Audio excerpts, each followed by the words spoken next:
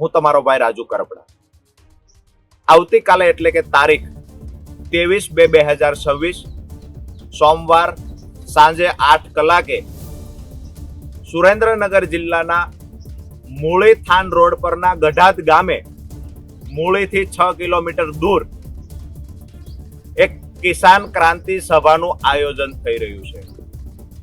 કદાચ ગુજરાતના ઇતિહાસમાં ટાંકી શકાય એવી આ ઘટના હશે કે કોઈ એક વ્યક્તિ માટે ખેડૂતો ફાળો ઉઘરાવી અને એક સભાનું આયોજન કરે જેનો ખર્ચ ખેડૂતો પરસેવાની કમાણીનો ફાળો ઉઘરાવીને ચૂકવવાના હોય.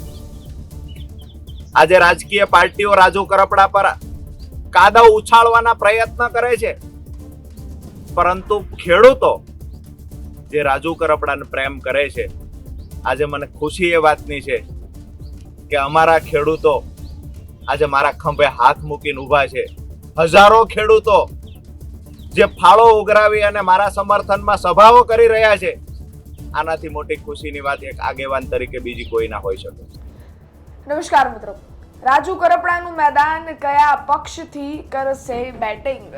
વિગતે વાત કરું તો હાલ જોવા જઈએ તો આમ આદમી પાર્ટીના રાષ્ટ્રીય કન્વીનર અરવિંદ કેજરીવાલ છે તે એક સાઈડ ગુજરાતના પ્રવાસે છે અને બીજી બાજુ 23 જાન્યુઆરીએ રાજુ કરપડાનું એક કિસાન સંમેલન છે, જેમાં સુરેન્દ્રનગરના મૂળી તાલુકાના બધા જ કિસાનો અને તેમજ ગુજરાતના કિસાનો પણ ત્યાં જોડાવાનું નિમંત્રણ રાજુ કરપડા દ્વારા હવે આપવામાં આવ્યું છે. તમે આગળ જે વિડીયો જોયો એમાં રાજુ કરપડા છે એ આવનારા દિવસમાં એટલે આવતીકાલે 23 જાન્યુઆરીના રોજ જે આ કિસાન સભાનું આયોજન કરવામાં આવ્યું છે તેમાં કિસાનોને નિમંત્રણ આપી રહ્યા છે અને એવું કહી રહ્યા છે કે જો મેં અત્યાર સુધી કોઈ જ પણ કિસાનના આંદોલન કર્યા હોય અને કિસાનને આટલો પણ ફરક પડ્યો હોય કે હિતમાં એમના કામ થયું હોય તો મારી આ સભામાં આવા કિસાનોને નિમંત્રણ આપું છું અને તેમજ મેદાનમાં આવા નિમંત્રણ આપી રહ્યો છું. આવી વાત અહીંયા રાજુ કરપડા દ્વારા કરવામાં આવી છે. હવે રાજુ કરપડાએ જ્યારે આમ આદમી પાર્ટીમાંથી રાજીનામું આપ્યું ત્યારે સવાલ અનેક અને જવાબ કંઈ જ નહીં, કારણ કે જ્યાં સુધી રાજુ કરપડા કોઈ સ્પષ્ટતા ન કરે ત્યાં સુધી આપણે ખાલી ને ખાલી તર્ક વિતર્ક કરી શકીએ તે કયા લોકોને મળે છે તેની ઉપરથી અંદાજો લગાડી શકીએ.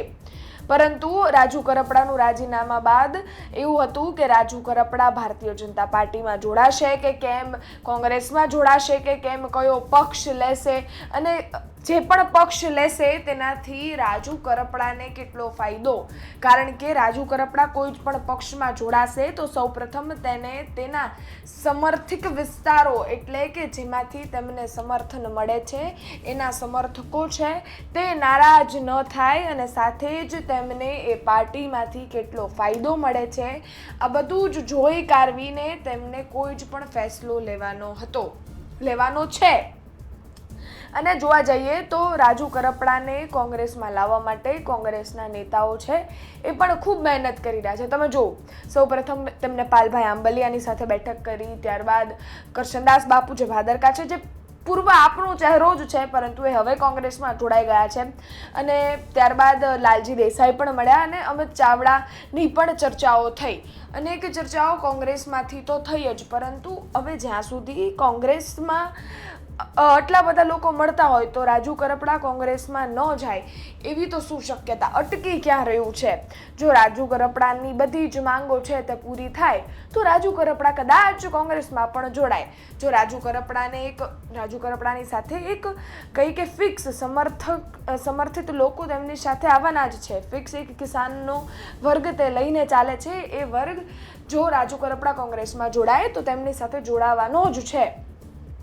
પરંતુ જો પછી કોંગ્રેસને બધી જ વસ્તુઓ જોવી પડે કે રાજુ કરપડા છે એ કોંગ્રેસમાં જોડાય તો એ પાર્ટીમાં આવ્યા પછી પક્ષમાંથી તે ખોવાઈ ન જાય, તેમનો ચહેરો તેમને જે ઉભર્યો છે, કિસાન નેતાનો ટેગ તેમને મળ્યો છે, કોંગ્રેસમાં આવ્યા પછી ખોવાઈ ન જવો જોઈએ, એ પણ ધ્યાન રાખવું પડશે.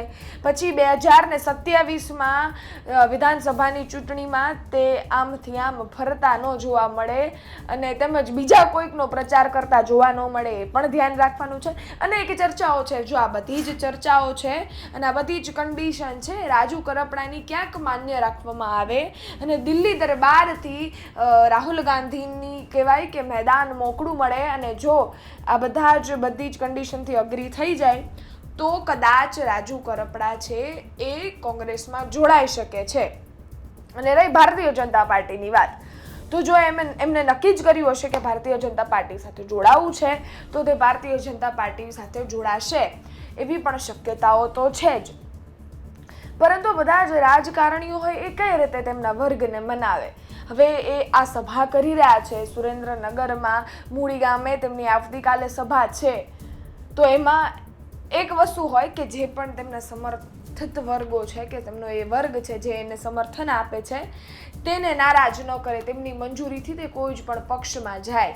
પરંતુ એ લોકોએ જો નક્કી કરેલું હોય એ જ વસ્તુ થવાની છે.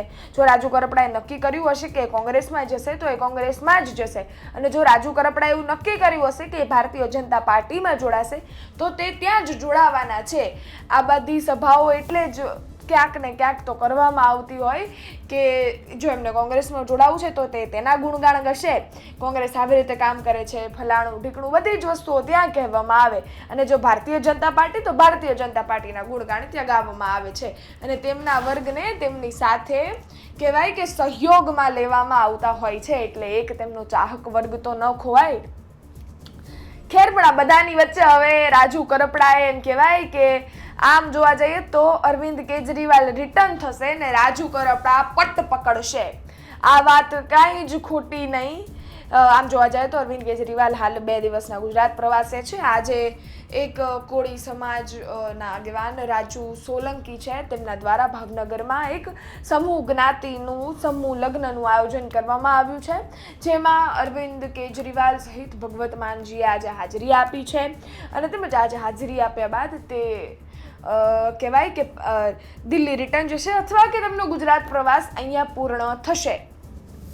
પરંતુ એ જશે અને આવતી જ કાલે 23 તારીખે રાજુ કરપડા સુરેન્દ્રનગરમાં મૂડીમાં એક મોટી સંખ્યા સાથે ખેડૂતોનું સંમેલન કરશે.